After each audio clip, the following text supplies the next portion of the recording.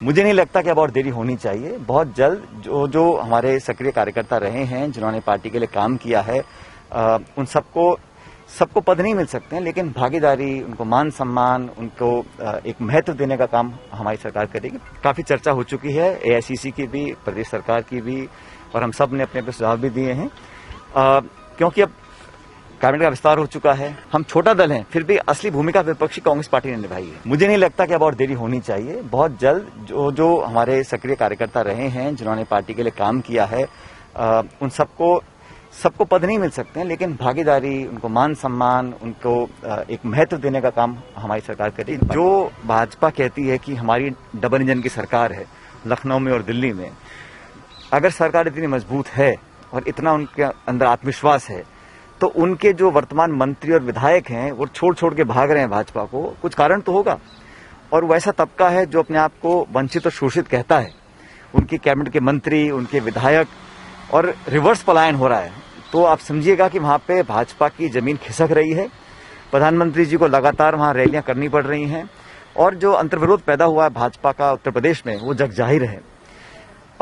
मैं समझता हूं कि पिछले 5 साल में जिस प्रकार का शासन उत्तर प्रदेश में रहा, हम लोगों ने जो दूसरी वेव थी पिछले साल कोरोना काल में, जो हालात उत्तर प्रदेश में थे, लाशें नदियों में बह रही थी, ऑक्सीजन मिल नहीं रहा था, लोग बिलख रहे थे, तड़प रहे थे, रो रहे थे, उनकी मदद करने के लिए सरकार सामने नहीं आई।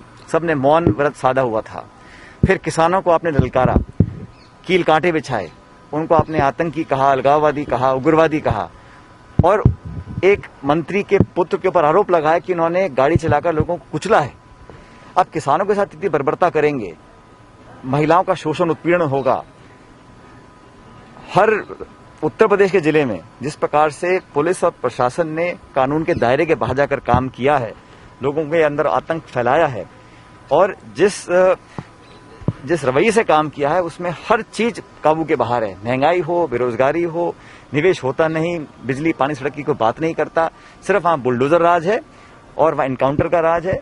और इसलिए मैं समझता हूं कि इश्तिहार कुछ भी लिखवा लें, अखबार में कितना भी आप इश्तिहार दें, पोस्टर छपवा लें, खरबों रुपया खर्च कर रहे हैं, लेकिन धरातल पर आज भी एक भाजपा के विधायक को उसके क्षेत्र से लोगों ने भगा दिया वहां से। तो लोगों के अंदर रोष है, बदलाव चाहते हैं। और उत्तर प्रदेश में मैं समझता हूं सरकार पहले सपा की रह चुकी है, बसपा की रह चुकी है। प्रियंका जी और कांग्रेस ने हमने एक कोशिश की है एक बेहतर विकल्प देने की।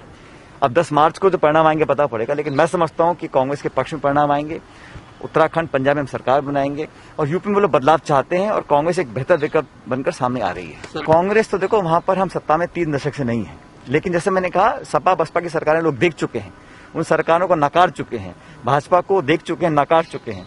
तो हम लोग कोशिश कर रहे हैं कि हम एक बेहतर, अब प्रियंका जी ने जो वादा किया था 40% टिकट महिलाओं को देने का, वो पूरा किया है।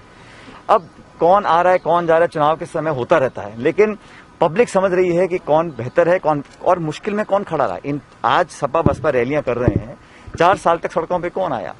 कांग्रेस के लोग जेलों में गए। हम छोटा दल हैं, फिर भी असली भूमिका विपक्षी कांग्रेस पार्टी ने निभाई है।